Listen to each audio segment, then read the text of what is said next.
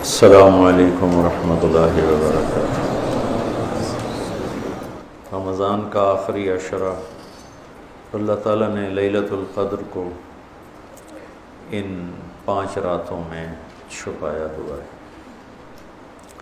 پہلے یہ تعیین کے ساتھ مقرر ہو کر آ رہی تھی۔ آپس کے جھگڑے ایسی نحوست ہیں کہ آپ خیمے سے باہر آئے، 2 صحابہ آپس میں ان کی کوئی تلخی ہوگی، ان کی آوازیں اونچی ہوں گی، جھگڑا بڑھ گیا تو آپ نے باہر تشریف لا کے فرمایا کہ میرے اللہ نے مجھے شب قدر بتا دی تھی کہ فلاں رات ہوا کرے گی، لیکن تم لوگوں کے جھگڑے کی وجہ سے اللہ تعالیٰ نے اس کو اٹھا لیا اور چھپا دیا، اور اب تم اسے طاق راتوں میں تلاش کرو، 21 میں، 23 میں، 25 میں، 27 میں، 29 میں اس کو تم تلاش کرو۔ آپس کا اختلاف صحابہ کا تھا، 2 صحابی آپس میں کس بات پہ الجھ گئے پتہ کوئی نہیں۔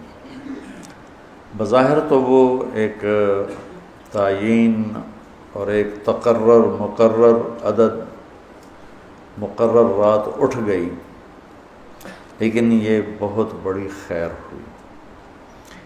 اگر یہ رات متعین ہوتی کہ 21 کی رات شب قدر ہوا کرے گی، یا 27 یا 23 یا 25 یا 29، اور آنے والے زمانے میں غفلت تو ہونی تھی، جہالت بھی ہونی تھی، نافرمانی بھی ہونی تھی، رات متعین ہو، لوگوں کو پتہ ہو آج شب قدر ہے، پھر لوگ نافرمانی کرتے تو نقد عذاب آتا۔ تو اللہ تعالیٰ نے اس چھپانے میں بھی اپنی رحمت کو شامل حال کیا۔ جب ایک آدمی شراب پی رہا ہے، اسے پتہ ہی نہیں شب قدر، کسی کو بھی نہیں پتہ کہ آج ہے۔ ہم تو 5 راتیں چھوٹی انشاءاللہ جاگ کے، آپ تو ویسے ہی علم میں مصروف ہیں، تو چلو آپ کی برکت سے ایک حدیث بھی یاد آ گئی۔ ابو ہریرہ رضی اللہ عنہ فرماتے ہیں مدارسۃ العلم ساعۃ، دارس یدارس، ایک دوسرے کے ساتھ علمی محاورہ کرنا، یا جس کو آپ تکرار کہتے ہیں، مدارسۃ العلم ساعۃ خیر من احیاء لیلۃ القدر عند الحجر الاسود۔ اللہ اکبر، تم تو بڑے مالدار ہو یار، ہیں ماشاءاللہ۔ آپ کی رات اللہ کے فضل سے علم میں گزرتی ہے، تو اور لوگ بھی بیٹھے ہیں، میں ترجمہ کر دیتا ہوں۔ چند گھڑی، تھوڑی دیر کا علمی مذاکرہ، علمی گفتگو، علم کی طلب میں، علم کی تلاش میں، مناظرہ نہیں ہے، لڑائی جھگڑا نہیں ہے، علم کی طلب اور تلاش میں تھوڑی دیر علم کا مذاکرہ اور علم کی بات چیت، یہ حجر اسود کے سامنے کھڑے ہو کر لیلۃ القدر میں ساری رات نفل پڑھنے سے بہتر ہے۔ لیلۃ القدر بذات خود خیر من 1000 شہر ہے، ٹھیک ہو گیا، اور حرم کی ایک نیکی 1,00,000 کے برابر ہوتی ہے، یہ بھی ٹھیک ہے، معلوم ہے، حرم مکہ کی ایک نیکی 1,00,000 کے برابر، تو یہ رات حرم میں 1,00,000 راتوں کے برابر ہوگی۔ 1,00,000 کو 1000 سے ضرب دیں تو کتنا بنے گا؟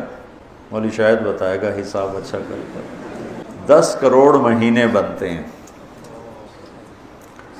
10 کروڑ مہینے بنتے ہیں،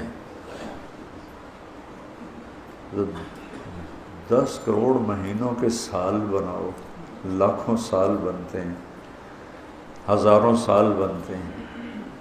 تو علم کا مذاکرہ، علم کی طلب میں، علم کو سیکھنے کے لیے تھوڑی دیر بیٹھنا، وہ حجر اسود کے سامنے لیلۃ القدر میں ساری رات نفل پڑھنے سے بہتر ہے۔ یہ تو ہو گیا عام دنوں میں۔ جب یہ علم کی طلب رمضان میں ہو تو ہر عمل پہلے ہی 70 گنا بڑھ جاتا ہے۔ فرض علم کی طلب تو فرض ہے، تو فرض 70 گنا ہو جاتا ہے، نفل فرض بن جاتا ہے، تو اس کو ملٹیپلائی کرنے کے لیے کوئی کمپیوٹر بھی کام نہیں دے گا۔ یہ آپ اللہ کے فضل سے آپ کی ساری ہم نے 25 کو چھٹی رکھی ہے، 2 راتیں گھر جا کے جاگ لینا، ایک 27 کی ایک 29 کی، تو انشاءاللہ تو اب ویسے بھی آج کل راتیں چھوٹی ہیں، تو یقیناً ایک رات تو ہوگی اس میں، 5 راتیں اگر ہم جاگ لیتے ہیں یقیناً ایک رات اس میں شب قدر ہے۔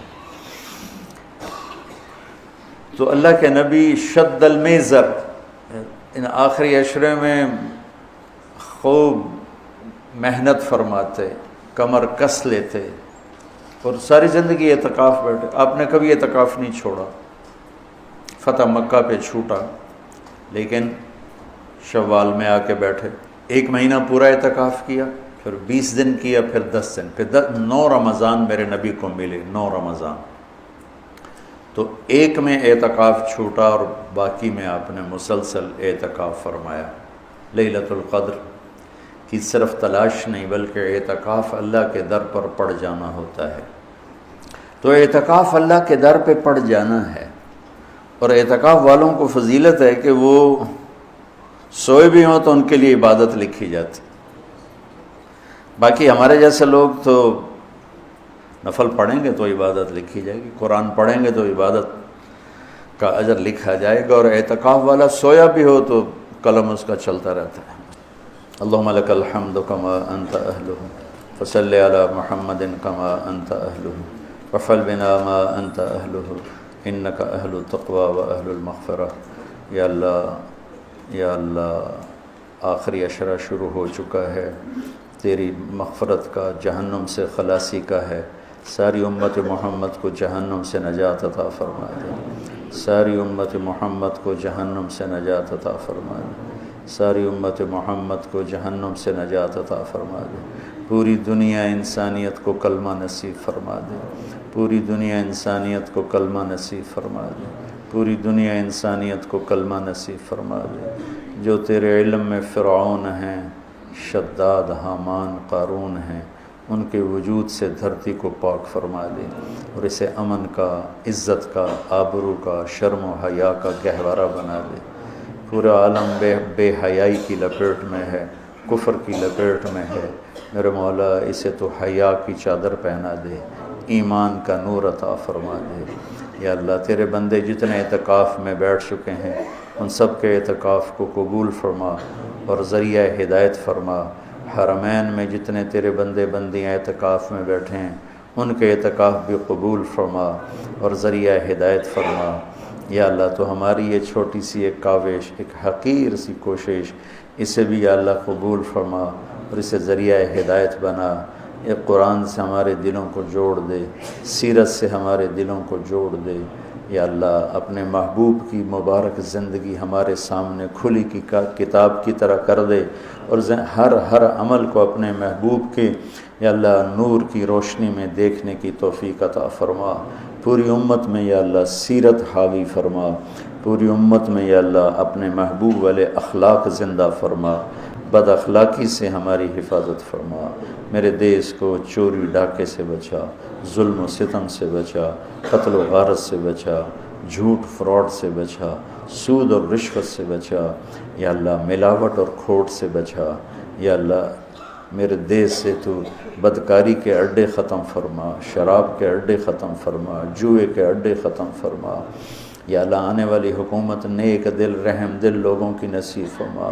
ہمیں یا اللہ ایسے لوگوں کے حوالے نہ فرما جو بددیانت ہوں، جو دھوکے باز ہوں، جو مفاد پرست ہوں۔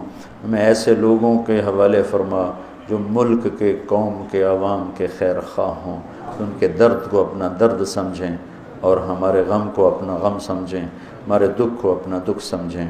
ہمیں ایسے نیک لوگ نصیب فرما۔ یا اللہ جہاں جہاں یہ میرے ساتھ لوگوں نے ہاتھ اٹھائے ہوئے ہیں تو سب کے حق میں ان کی دعائیں قبول فرما، ان کی حاجات